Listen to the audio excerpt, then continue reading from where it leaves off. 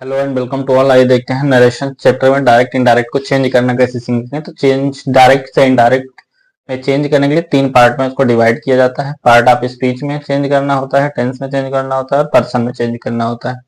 ठीक है, तो इसी तीन चीज को चेंज करने के लिए हम पहले पढ़ते हैं कि डायरेक्ट स्पीच क्या होता है, इनडायरेक्ट स्पीच क्या होता है।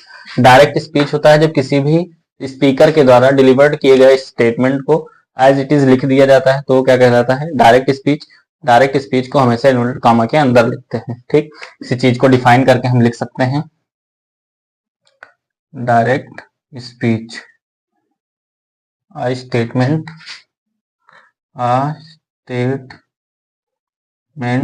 दैट डिलीवर्ड बाय स्पीकर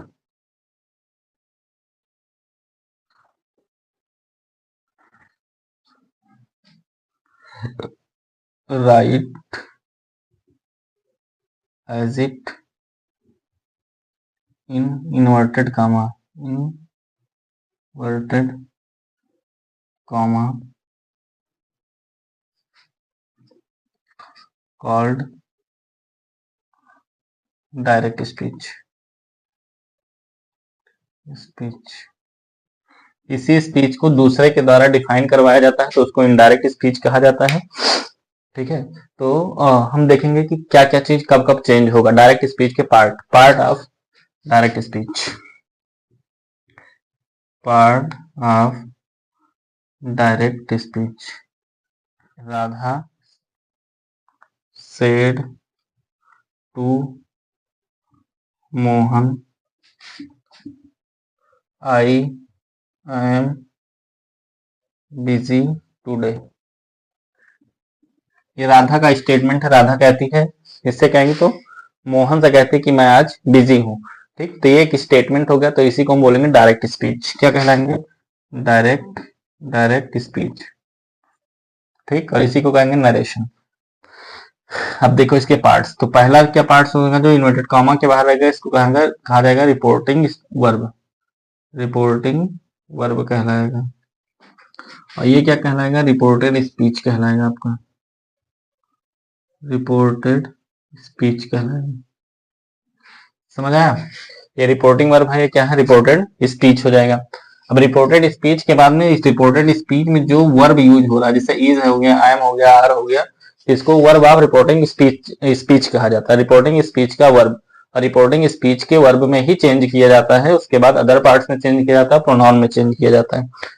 समझ आया, तो ये बात समझ में आ गया। रिपोर्टेड स्पीच क्या होता है, रिपोर्टेड वर्ब क्या होता है। ठीक, रिपोर्टेड स्पीच को हम इन्वर्टेड कॉमा के अंदर रखते हैं। जब हम चेंज करते हैं डायरेक्ट से इनडायरेक्ट में, तो हमेशा क्या लगाते हैं, इन्वर्टेड कॉमा को हटा करके दैट कंजंक्शन लगा देते हैं। फिर उसके बाद हम इसको इनडायरेक्ट स्टेटमेंट में चेंज कर देते हैं। ठीक, आइए देखते हैं direct speech.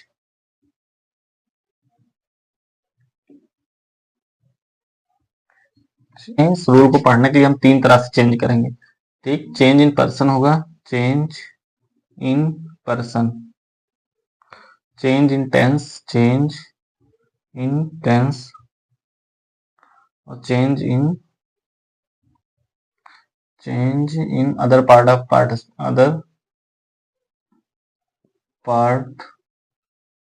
Parts of speech.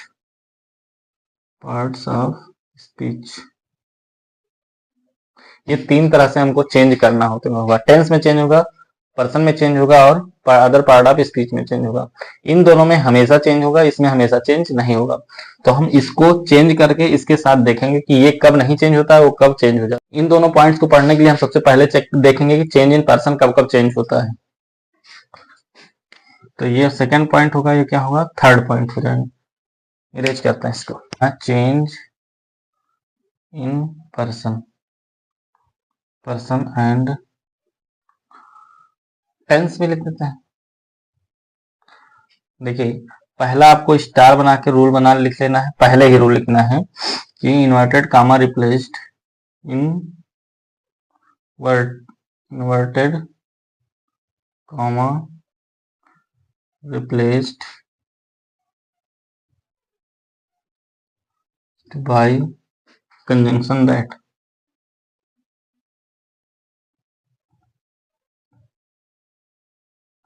That conjunction से हमको क्या करना है, रिप्लेस करना है, स्टार बना के लिखना है कि रिपोर्ट इफ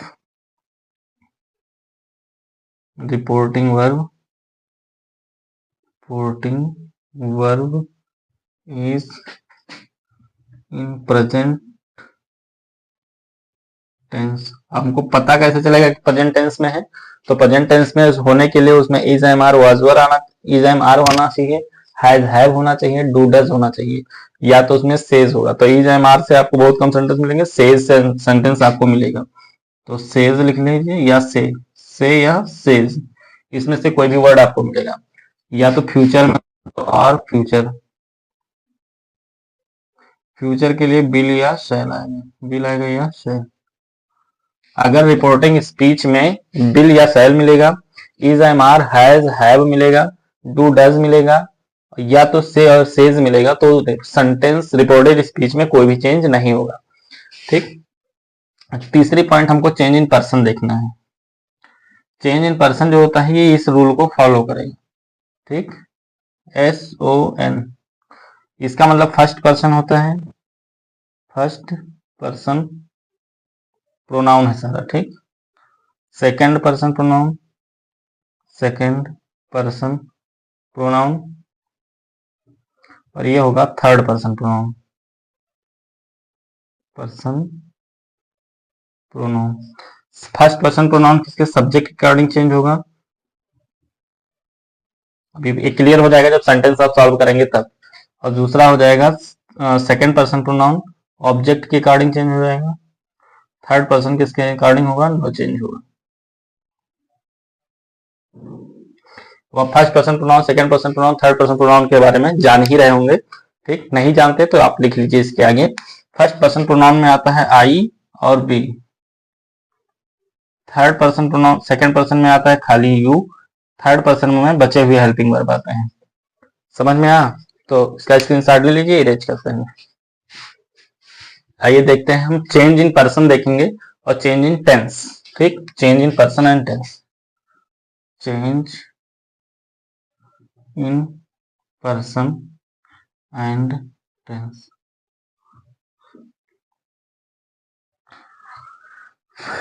सेंटेंस डायरेक्ट सीखते हैं। ठीक।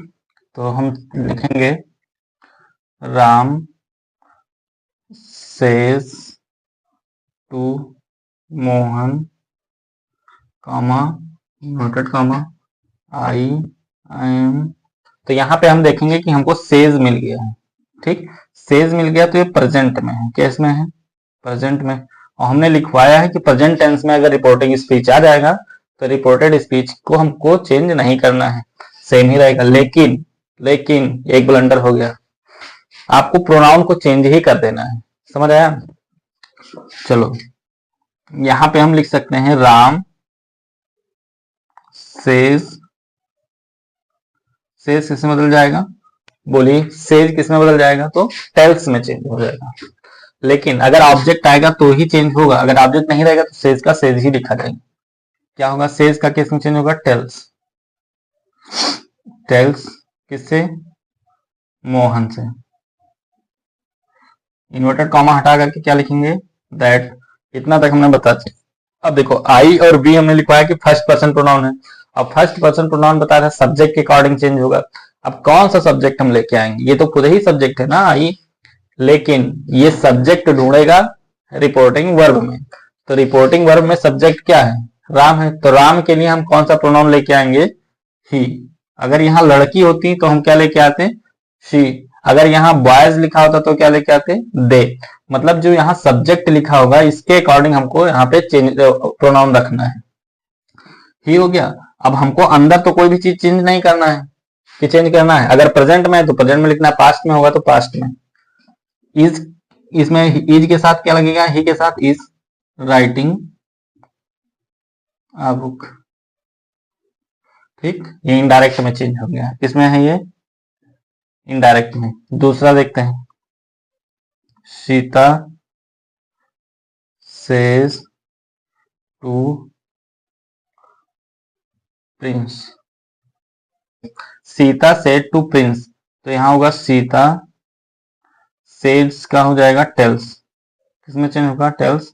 प्रिंस किससे कह रहा है? तो प्रिंस, प्रिंस को प्रिंस ही कर लो। ठीक, यू सेकंड पर्सन प्रोनाउन हो गया ना, और सेकंड पर्सन प्रोनाउन किसके अकॉर्डिंग चेंज होगा? बोलो, ऑब्जेक्ट के अकॉर्डिंग। 1 2 3, 1 2 का 4 नहीं, एस ओ और एन। बेटा 1 2 3 में चेंज हो जाएगा। ठीक, सन मीन्स बेटा। फर्स्ट पर्सन प्रोनाउन सब्जेक्ट के अकॉर्डिंग, सेकंड पर्सन ऑब्जेक्ट के अकॉर्डिंग। अब ऑब्जेक्ट भी किसका होगा? तो रिपोर्टिंग वर्ब का होगा। तो रिपोर्टिंग वर्ब में ऑब्जेक्ट में क्या है? लड़की है, तो लड़की के लिए कौन सा प्रोनाउन आएगा? ही आ जाएगा, शी आ जाएगा। समझ आया? सी, और इधर कोई चेंज नहीं करेंगे, सी इज हो जाएगा। Writing book. समझे? दूसरा अगर हम एग्जांपल ले लें, ये इनडायरेक्ट हो जाएगा। तीसरा अगर हम एग्जांपल ले लें, कौन सा एग्जांपल ले लें? थर्ड पर्सन प्रोनाउन का लेते हैं। फर्स्ट पर्सन हो गया, सेकंड पर्सन हो गया, थर्ड पर्सन हो गया। लिखें गीता विल से टू मैंक, इन्वर्टेड कॉमा, आई आई नहीं लिखेंगे, he is writing a book, invert comma close हो जाएगा। यहाँ देखो, Gita will say to Mohan, will say to Mohan he is writing a book. यहाँ विल मिल रहा है ना, तो विल होने के कारण सेंटेंस किसमें है? फ्यूचर में। हमने पहले ही लिखाया कि फ्यूचर और प्रेजेंट में रहेगा, तो कोई भी रिपोर्टेड स्पीच की किसी भी टेंस में हम कोई चेंज नहीं करेंगे, तो ये सेंटेंस बना देंगे हम डायरेक्ट। गीता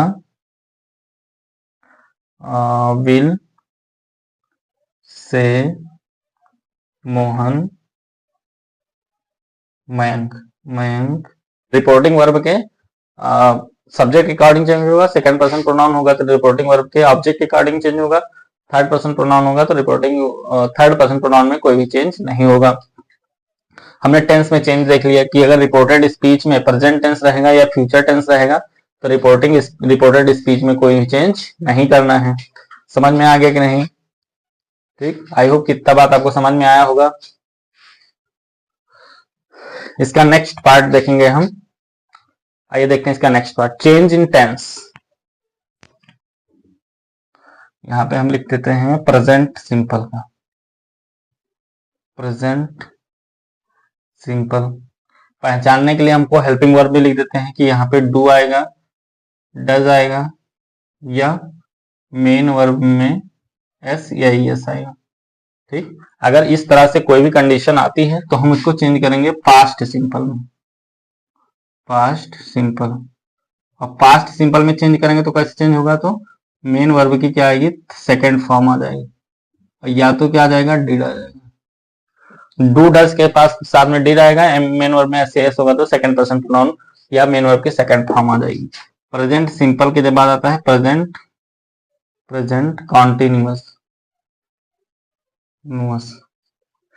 अगर टेंस पार्ट प्रेजेंट कॉन्टिन्यूअस में होगा, अगर टेंस पार्ट प्रेजेंट कॉन्टिन्यूअस में होगा तो इसका हेल्पिंग वर्ब क्या होगा? इज, आई एम और आर होगा।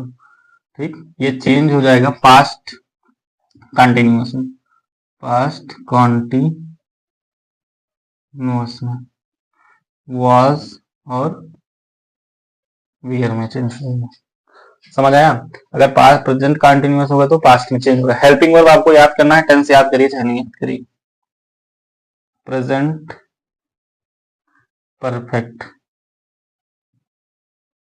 प्रेजेंट परफेक्ट में आता है हैज, और हैव के साथ मेन वर्ब की थर्ड फॉर्म आती है, और ये चेंज हो जाता है प्रेजेंट नहीं पास्ट परफेक्ट में। और पास्ट परफेक्ट में क्या आ जाता है? तो हैड के साथ मेन वर्ब की थर्ड फॉर्म। समझ में आया? अगर आपको हैज हैव मेन वर्ब की थर्ड फॉर्म लिखना तो हैज हैव की जगह पे हैड की थर्ड फॉर्म ला देना है। इज एम आर दिख रहा है तो आपको वाज और वर लेके आना, बाकी सेम रहेगा। डू डज दिख रहा है या मेन वर्ब की फर्स्ट फॉर्म में एस या एस दिख रहा है तो मेन वर्ब की सेकंड फॉर्म या डिड ला देना है। अगर परफेक्ट कंटिन्यूअस रहेगा, प्रेजेंट परफेक्ट कॉन्टिन्यूअस, ठीक, तो रहेगा हैज, हैव प्लस का बीन रहेगा, दोनों के साथ में रहेगा, प्लस मेन वर्ब में आईएनजी होगा। तो इसको हम चेंज करेंगे हैड बीन मेन वर्ब की आईएनजी में, मतलब पास्ट परफेक्ट कंटिन्यूअस में चेंज होगा। पी फॉर परफेक्ट है, पी फॉर क्या है, परफेक्ट, और ये क्या है, कॉन्टिन्यूअस। ठीक, तो हेल्पिंग वर्ब हम खाली लिख देते हैं, हैड हो जाएगा प्लस का बीन हो जाएगा प्लस मेन वर्ब में आईएनजी है, ये हो जाएगा। समझ आएगा। अगर हैज हैव के साथ बीन मिल रहा है, मेन वर्ब में आईएनजी मिल रहा है, तो हम हैड ला देंगे, हैज हैव की जगह पे बाकी सारा चीज सेम छोड़ देंगे। अब ये हो गया। अब पास्ट सिंपल कैसे चेंज होगा? पास्ट सिंपल जो टेंस होगा ये चेंज होगा पास्ट परफेक्ट में। किसमें चेंज हो जाएगा? Past perfect. तो ये मेन वर्ब की सेकंड फॉर्म जब भी मिलेगी तो या तो डिड भी मिल सकता है इसमें, तो हम लेंगे इसको हैड में चेंज करेंगे, और हैड के साथ मेन वर्ब की कौन सी फॉर्म आती है? थर्ड। इसी को बोलते हैं पास्ट परफेक्ट। क्या बोलते हैं? Past perfect. ठीक, अगर मेन वर्ब की सेकंड फॉर्म मिल रही तो हम पास्ट परफेक्ट में चेंज करेंगे, और हेल्पिंग वर्ब क्या आएगा? हैड, और मेन वर्ब क्या आएगा? थर्ड फॉर्म आएगा। पास्ट परफेक्ट आएगा तो भी हमको चेंज करना है। पास्ट परफेक्ट किसमें चेंज होगा ये आपको बताना है।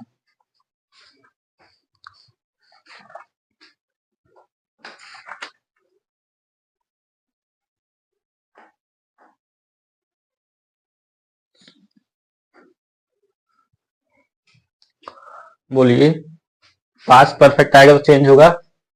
पास्ट परफेक्ट को चेंज नहीं करना है, पास्ट परफेक्ट कंटिन्यूअस को भी चेंज नहीं करना है, खाली पास्ट कंटिन्यूअस को चेंज करना है। किसको चेंज करना है?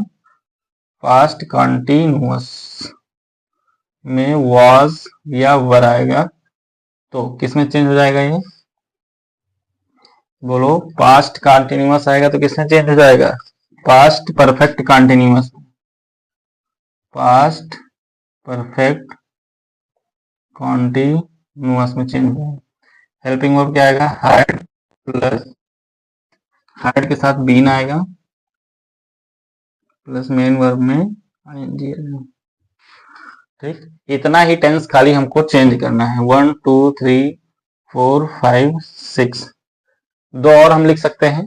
कौन कौन से? तो हम लिख सकते हैं कि past perfect no change, past perfect continuous no change, क्योंकि पास्ट परफेक्ट कंटिन्यूअस पहले ही चेंज हो चुका है। ठीक, और 2 बार चेंज हो चुका है, इसलिए हम उसको दोबारा नहीं चेंज करेंगे। यहां लिख लो,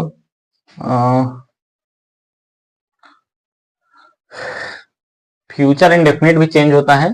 तो फ्यूचर इंडेफिनिट का जो विल और शैल होता है वो मॉडल में पढ़ा जाता है, इसलिए विल का उड होता है, शैल का शुड होता है। तो चाहिए तो लिखिए, नहीं चाहिए तो कोई बात नहीं। जो मेन सेंटेंस चेंज होने वाले हो इतना ही। इसका स्क्रीनशॉट ले लीजिए, इसको चेंज करके चेक करिएगा कि आपके क्वेश्चंस लग रहे हैं कि नहीं, और इसका नेक्स्ट पार्ट हम देखेंगे नेक्स्ट वीडियो में।